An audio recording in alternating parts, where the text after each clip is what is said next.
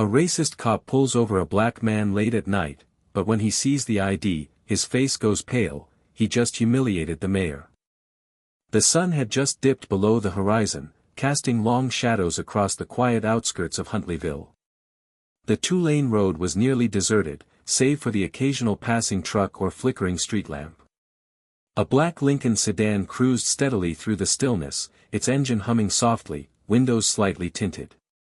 Behind the wheel sat a composed man in his mid-40s, dressed in a sharp navy suit and a gold wristwatch that glinted with each flick of the wheel. His name was Taryn Elbridge. He wasn't speeding. He wasn't swerving. He wasn't doing anything out of the ordinary, except, perhaps, being a well-dressed black man driving a luxury car through a predominantly white neighborhood after dark. About half a mile behind him, a police cruiser rolled to life from where it had been parked behind a billboard. Officer Dale Merrick adjusted his belt and narrowed his eyes through the windshield. He'd been with the force for 23 years, and he thought he had a knack for spotting trouble. "That car doesn't belong out here," he muttered to himself as he flipped on the red and blue lights and accelerated. Taryn noticed the lights almost immediately in his rearview mirror. He blinked, checked his speedometer, it was well within the limit, and signaled before pulling smoothly onto the gravel shoulder. He reached into the glove compartment, retrieved his registration, and placed both hands visibly on the steering wheel. A moment later, Officer Merrick approached, flashlight in hand. He shined it directly into Taryn's face without greeting. "License and registration." "They're right here, officer," Taryn replied calmly, his voice steady but tired. "May I ask what this stop is about?" "No, you may not." "Step out of the vehicle." Taryn froze for a moment. This was escalating too quickly. Still, he didn't argue. He opened the door and slowly stepped out, hands in plain view. "Turn around." "Hands on the hood." Taryn complied. As Merrick began to pat him down roughly, he muttered under his breath, "Nice car." "Let me guess, rented?" "No," Taryn replied quietly. "It's mine." Merrick didn't respond. He walked over, snatched the license and registration from the passenger seat, and scanned the name, Taryn Elbridge. He stopped. The name rang a bell, but it couldn't be.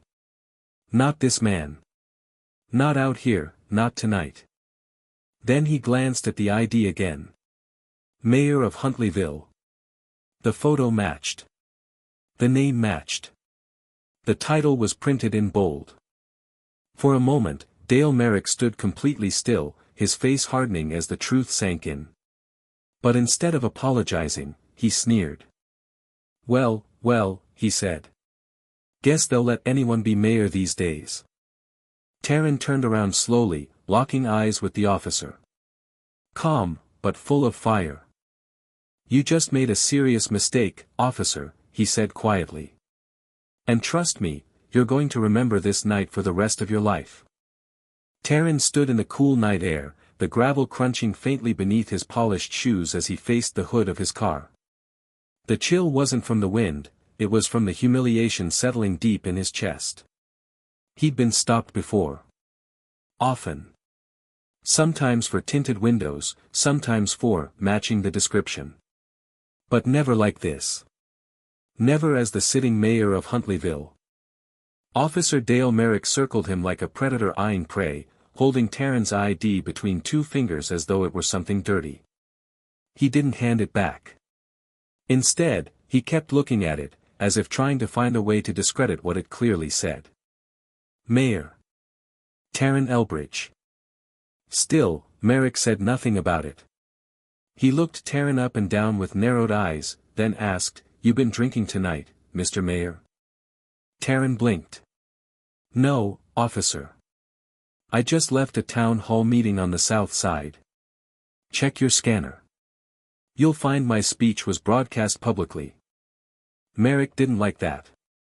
He wasn't used to being spoken to with precision and calm authority, especially not by a black man. He stepped closer, puffing up, trying to reassert control. "You think that badge of yours puts you above the law?" "No. I believe it puts me under more scrutiny, Taryn replied coolly. Which is why this entire interaction is not only being recorded on my dashboard camera, but is also being transmitted to my assistant in real time. Merrick's jaw clenched, but he refused to back down. Why were you in this part of town anyway? I live in this part of town, Taryn answered. You know that. Or you should. Merrick scoffed. You people always think you can buy your way into these neighborhoods and change the whole damn place. There it was. Taryn felt the sting, not from the words themselves, but from the way they were delivered. Casual. Cold. As if they were truth. As if Taryn's very existence was an inconvenience. You people, Taryn repeated, his voice tightening. Oh, don't play that game, Merrick snapped. You know exactly what I mean. I do, Taryn said, slowly turning around. I know exactly what you mean. You pulled me over for no reason. You gave no cause. You initiated a search, touched me without probable cause, and now you're crossing into verbal abuse. You are not just violating my rights as a citizen, you are disgracing your badge. Get back in the car, Merrick barked suddenly. This conversation's over. Taryn didn't move. Sir, he said, loud and clear into the open air, I will be filing a formal complaint. And I will be submitting this footage directly to Internal Affairs. This is not going away. Merrick's face flushed red, the veins in his neck visible even under the dim streetlight. He looked like he wanted to say something hateful, something final, but instead, he just spat on the ground near Taryn's feet and walked back to his cruiser. The lights went off. The engine roared. And then, just like that, the officer peeled away, leaving Taryn standing on the side of the road, dignified, but shaken. He got back into his car and closed the door slowly, staring straight ahead for a moment, his hands on the wheel, unmoving. His reflection in the rearview mirror showed a man who'd spent decades building himself up just to be treated like a criminal by the very system he worked to improve. His phone buzzed. It was a message from his assistant, Coraline. I saw everything. We go public in the morning. Taryn took a long breath. Then he whispered to himself, with quiet determination, so be it. By morning, the incident had already begun to ripple beyond the quiet city limits of Huntleyville. Taryn Elbridge, usually a private and deliberate man, had made a choice during the night that would change the trajectory of the entire town, to expose what happened, with no edits, no rehearsed statements, and no protective PR filter. At 7:03 a.m., Coraline Jexlin, his trusted chief of staff, uploaded the full, uncut dashboard camera footage to the official mayor's website and simultaneously shared it on the city's verified social media platforms. The caption was simple. Even the mayor isn't safe. What does that mean for the rest of us? Within an hour, it had over 200,000 views. By noon, it was on the homepage of several national news outlets. The footage spoke for itself. The calm dignity in Taryn's voice, the aggression in Officer Merrick's tone, the unnecessary escalation, and, most damningly, the bitter line, you people always think you can buy your way into these neighborhoods. No spin could salvage that. Huntleyville erupted. Not violently, not yet. But the streets were filled with people. Young and old. Black and white. People with handmade signs reading. Justice for Taryn. Power doesn't erase prejudice. We are not above the law, but we deserve protection from it. Coraline stood on the steps of City Hall, flanked by members of the city council who had rushed back from their various obligations to be seen, because silence now would be political suicide. Taryn, however, was not there. He remained inside his office, watching from the window with a tired expression and a glass of water in his hand. He hadn't slept. His phone vibrated constantly, missed calls from senators, texts from civil rights lawyers offering their support, voicemails from police union reps urging him to handle this delicately. At exactly 1:15 p.m., Coraline entered the room, tablet in hand. They're asking for a press conference. They want to hear your voice, not just watch the footage. Taryn nodded slowly. Let's give them one. 2 hours later, the press stood shoulder to shoulder in the City Hall briefing room. Camera crews, journalists, community leaders, even rival politicians had arrived. They weren't just there for headlines, they wanted to see how Taryn would respond. Would he be angry? Vengeful? Would he call for the officer's resignation on live television? Taryn walked up to the podium slowly, wearing the same suit he had on the night before, not by accident. His voice was calm, but each word carried the weight of history. Last night, he began, I was reminded of something I've spent a lifetime trying to forget, that no matter how high you rise, how clean your record is, how many degrees you hang on your wall or elections you win, there are still those who will only see your skin. He let the silence hang in the air. I do not want sympathy, he continued. I want accountability. Not just for me, but for every resident in Huntleyville who's been pulled over, questioned, doubted, or mistreated because of a deep-rooted sickness we pretend is gone. The crowd was still, hushed. Even reporters stopped taking notes. I'm not here today to call for war. I'm here to demand reform. Transparent. Immediate. And lasting. He stepped back. No theatrics. No slogans. Just truth. And outside, as the crowd cheered and chanted his name, Taryn closed his eyes for a brief moment. He hadn't wanted to become a symbol. But the people had decided, and now, he had to carry them forward. While the public stood firmly behind Mayor Taryn Elbridge, not everyone within the walls of power shared that sentiment. Inside the Huntleyville Police Department headquarters, the atmosphere was tense. Behind closed doors, Police Chief Winston Barkley sat at a long oak conference table with his senior officers, nervously rubbing his forehead as local news anchors replayed Taryn's press conference in the background. He's making us look like the enemy, one officer grumbled. No, Barkley muttered under his breath, Officer Merrick made us look like the enemy. But Barkley was an old-school man, deeply loyal to his department, and a lifelong friend of Merrick's father, who had served before him. He wasn't about to throw one of his longest-serving officers to the wolves, at least, not without a fight. Later that afternoon, he released an official statement. We acknowledge the recent incident involving Officer Merrick and Mayor Elbridge. While the footage is troubling, we urge the public not to jump to conclusions. Officer Merrick is a decorated veteran with over 20 years of service. This department will conduct a full internal review before taking further action. The response was immediate and furious. The citizens of Huntleyville didn't want a vague review. They didn't want another delay tactic. They wanted action. And more than that, they wanted change. Community leaders, clergy, and even high school students began organizing sit-ins and candlelight vigils across the city. Meanwhile, Taryn continued working behind the scenes. He wasn't just focused on Merrick, he was focused on the entire system that had protected him. Coralyn brought him reports from past misconduct cases involving Officer Merrick, and Taryn was stunned by the pattern. 3 years ago, Merrick had pulled over a Latina woman and accused her of driving a stolen vehicle. It was her car. 2 years ago, he'd handcuffed a black teenager who had been skateboarding in front of his own house, citing suspicious activity. In every case, the complaints had been dismissed internally. The most damning report came from a young man named Ezra Langston, now 25, who stepped forward after seeing the mayor's story. He claimed Merrick had assaulted him during a stop in 2018, leaving bruises and emotional trauma he still carried.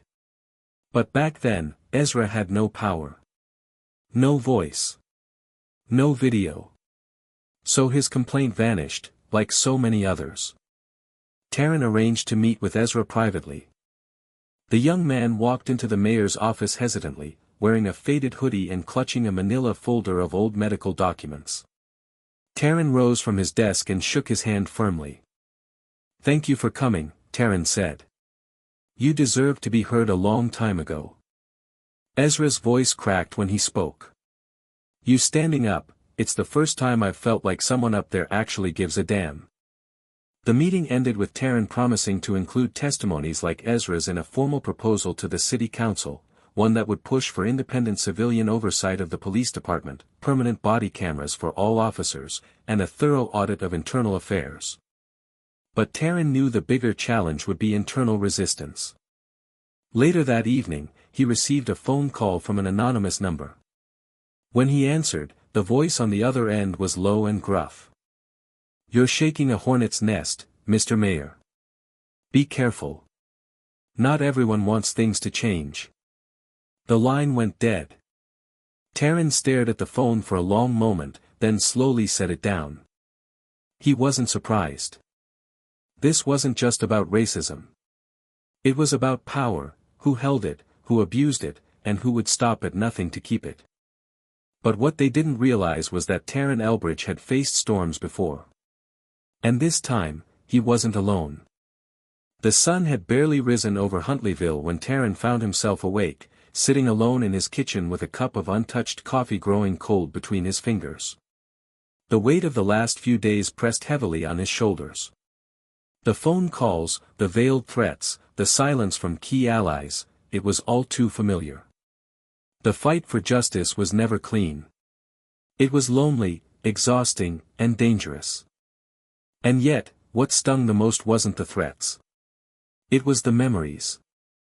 The incident with Officer Merrick had unearthed something Taryn had buried long ago, a night almost 30 years earlier, when he was just 13 years old, and the world first showed him the limits of dignity for a black man in America. His father, Ezekiel Elbridge, had been a beloved high school teacher, known for mentoring struggling students and organizing weekend math clubs. One night, after staying late to grade papers, Ezekiel was pulled over on his way home by two officers. Taryn remembered it clearly, because he was in the passenger seat. They were told the car matched a stolen vehicle description. His father had provided ID, calmly explained that the car was his, that he taught just 4 blocks away. But it didn't matter. They made him get out. Pushed him to the ground. Searched him while calling him boy. One of them laughed when he saw Ezekiel's school ID. Taryn had sat frozen in the car, watching his hero reduced to nothing. That night, he had heard his father cry quietly in the bathroom, the only time in his life he ever saw him cry. From that moment on, Taryn made a silent vow, "I'll become someone they can't touch. I'll earn every degree, every position, every ounce of respect they claim is needed to be safe." And he did. But last week, standing on the side of the road in a tailored suit, called, "You People," by a man in uniform, he realized something terrifying. Even as mayor, he wasn't untouchable. Later that day, Coraline entered his office with a file in her hands and a worried expression. "We've got a problem." Taryn looked up. "Bigger than the others?" "Yes," she said. "I just got confirmation that Merrick's disciplinary file was scrubbed 3 years ago. Someone inside Internal Affairs erased at least 6 documented complaints. We only found traces because one case was mentioned in an unrelated report." Taryn leaned back slowly in his chair, his eyes narrowing. "So this goes deeper?" Coraline nodded. "Much deeper." The implications were staggering. If complaints were being erased internally, that meant systemic protection of misconduct. It wasn't just about Merrick anymore, it was about the entire structure that allowed men like him to stay in power, unchecked, unpunished, and emboldened. Taryn stood and walked to the window, watching as a small group of peaceful protesters marched outside with signs calling for justice and accountability. He saw teenagers, mothers, retirees, all coming together. "We're not dealing with a rogue cop," he said quietly. "We're dealing with a machine that protects them." Coraline stepped forward. "Then we hit the machine. We go public again. This time with the cover-up." But Taryn held up a hand. "Not yet. First, we gather everything. We bring in outside legal counsel. We find someone with real authority to investigate this department from the outside." Coraline frowned. Who do you have in mind? Taryn turned back toward her, a hint of defiance flickering in his eyes. Justice Secretary Camden Royce. He was my classmate at Howard. If anyone can cut through the noise and demand federal oversight, it's him. You think he'll answer? I don't think, Taryn said. I know. He picked up his phone and dialed. This was no longer about saving face. It was about tearing down the rot, root and branch. And he was ready to dig. 3 days later, a sleek black SUV pulled up to Huntleyville's City Hall. The doors opened, and out stepped Camden Royce, U.S. Secretary of Justice, flanked by 2 federal investigators and his personal counsel. Tall, sharply dressed, with piercing eyes that scanned every detail around him, Camden didn't waste time on pleasantries. He moved like a man with purpose, one who had walked through fire before and knew how to burn back. Inside the mayor's office, Taryn rose from his desk and crossed the room in 2 strides. The 2 men embraced briefly, not as politicians but as brothers in arms. You really called the cavalry, Camden said with a small smirk. I'm not interested in bandages, Taryn replied. I want a full surgery. Camden pulled a thick folder from his bag. Good.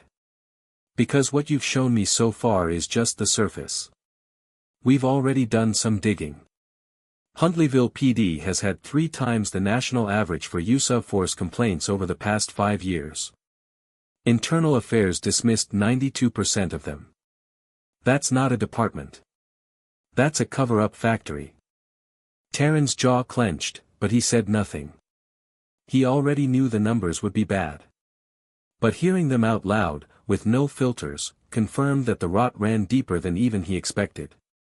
Camden and his team set up a temporary office in City Hall's East Wing. Within hours, subpoenas were being issued, computer systems mirrored, and former officers interviewed. Meanwhile, Taryn held daily press briefings, informing the public that federal oversight had officially begun. Public support only grew stronger. Local newspapers ran headlines like, Mayor Elbridge declares war on corruption. Justice comes to Huntleyville. When leaders actually led. But not everyone was applauding.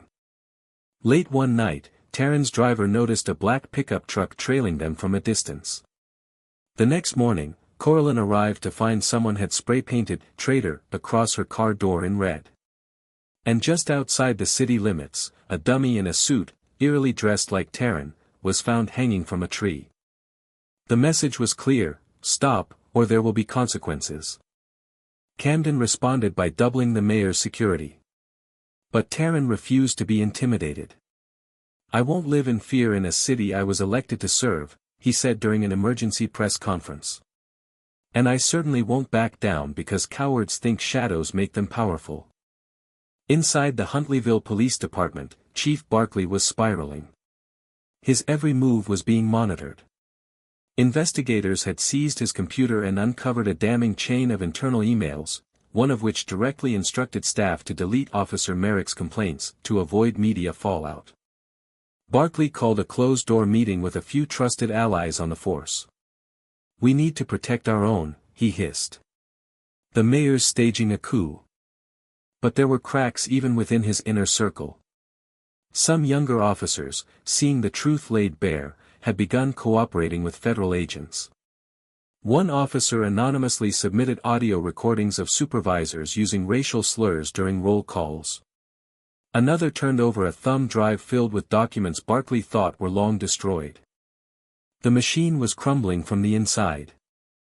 Meanwhile, Camden sat with Taryn and Coraline reviewing the blueprint for what would become the most sweeping municipal reform plan the city had ever seen, restructuring the Internal Affairs Division, establishing a civilian oversight committee, mandatory retraining in bias recognition, and the immediate suspension of any officer under credible misconduct review. It's bold, Coraline said, looking over the plan. It'll make enemies. Camden leaned forward. That's how you know it's worth doing. Taryn looked out the window at the city skyline. Lights flickered across rooftops. Streets buzzed with a strange new energy, part anger, part hope. "We're not just cleaning up a department," he said. "We're cleansing the soul of this city." And outside, in the streets of Huntleyville, people could feel it. Something was shifting. A storm had come, but instead of destruction, it was bringing renewal. The hearings were public.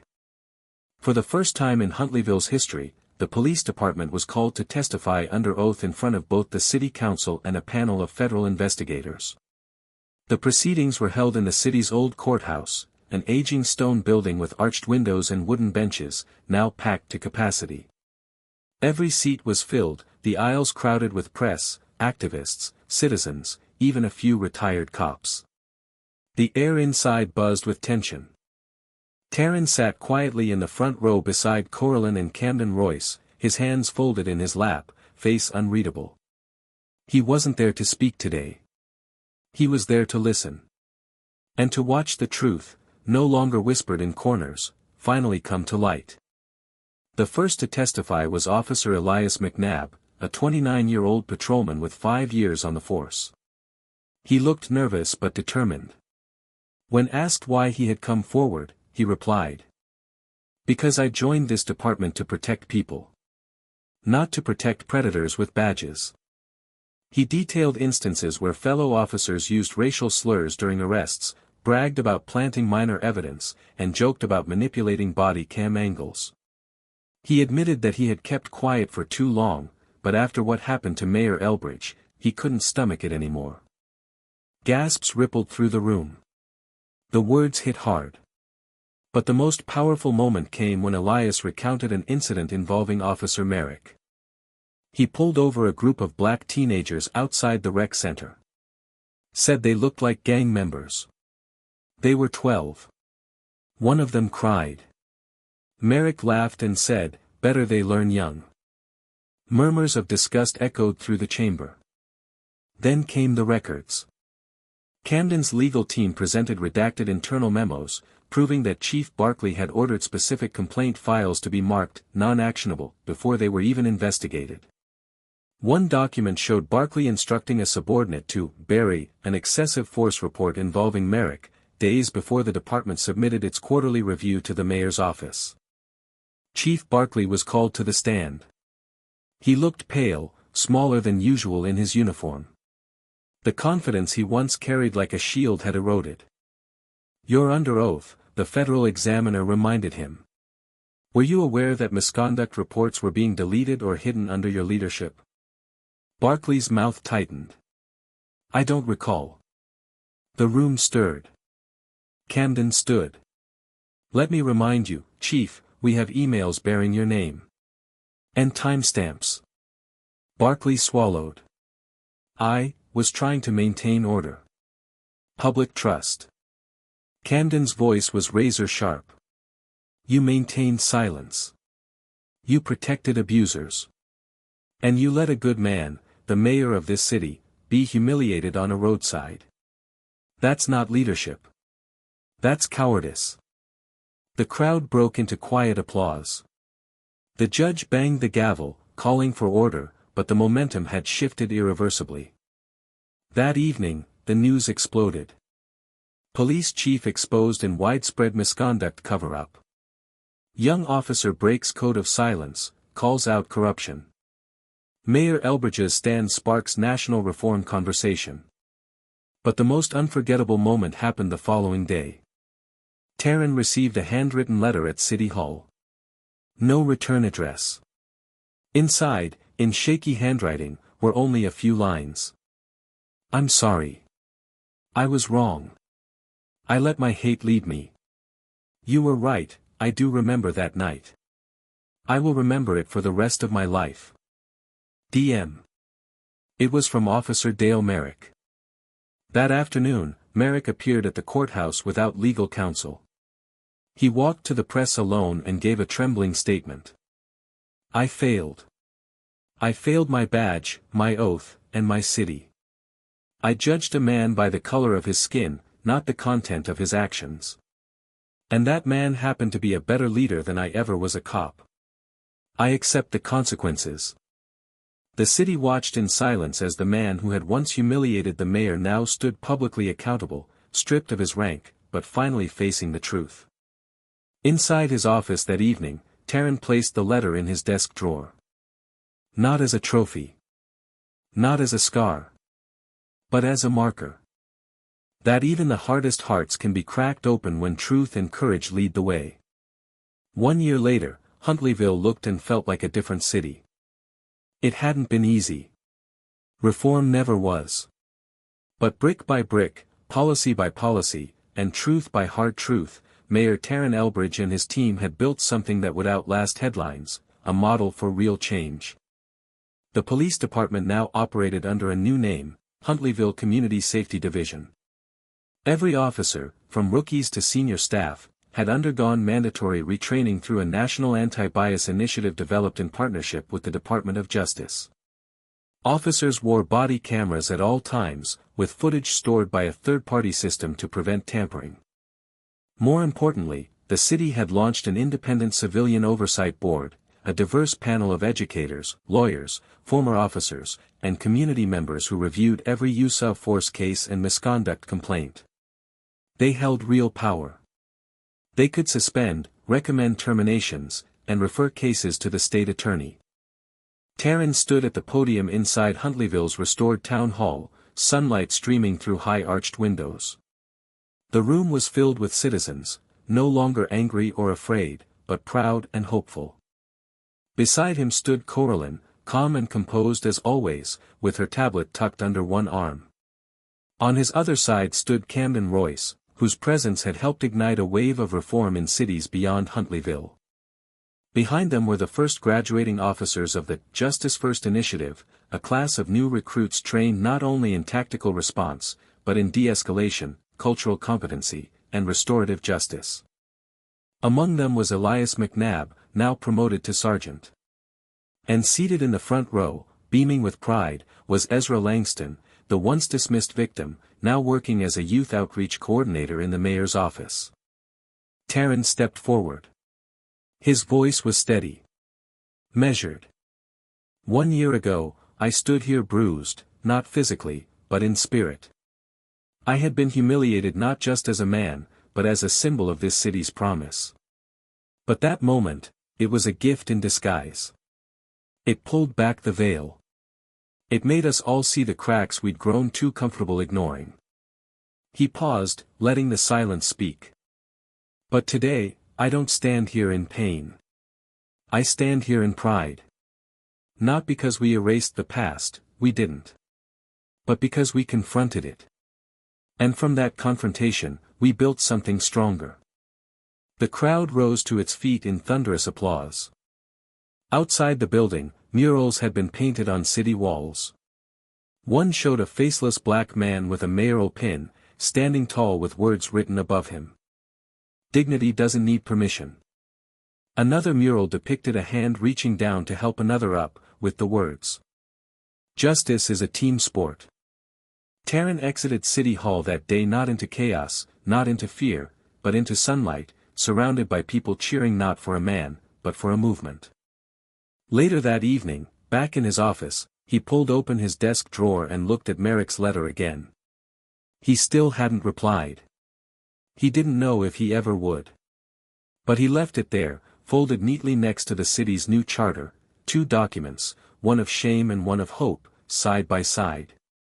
Because both had shaped what Huntleyville had become. And both reminded Taryn of the same truth. Real leadership isn't about being respected. It's about choosing what's right, especially when no one else is ready to. And on that front, he had no intention of ever stepping back. This story isn't just about one man being humiliated by a broken system, it's about what happens when that man refuses to stay quiet. Taryn Elbridge represents the kind of leadership we desperately need, principled, patient, and relentless. He didn't seek revenge, he sought reform. He didn't weaponize anger, he transformed it into purpose. And most importantly, he understood that true change doesn't come from speeches or titles, but from the courage to act when it's hardest to stand alone. The real power of this story lies in its arc, not from victimhood to victory, but from silence to accountability, from fear to structure, from damage to healing. It reminds us that institutions don't change because they want to. They change when people inside and outside those walls demand better, together. And perhaps the most powerful takeaway is this: justice doesn't begin with loud declarations. It begins quietly, with one person choosing to tell the truth, even when it's dangerous. Then another joins. And another. Until the truth becomes too loud to ignore. That's when a city changes. That's when history turns.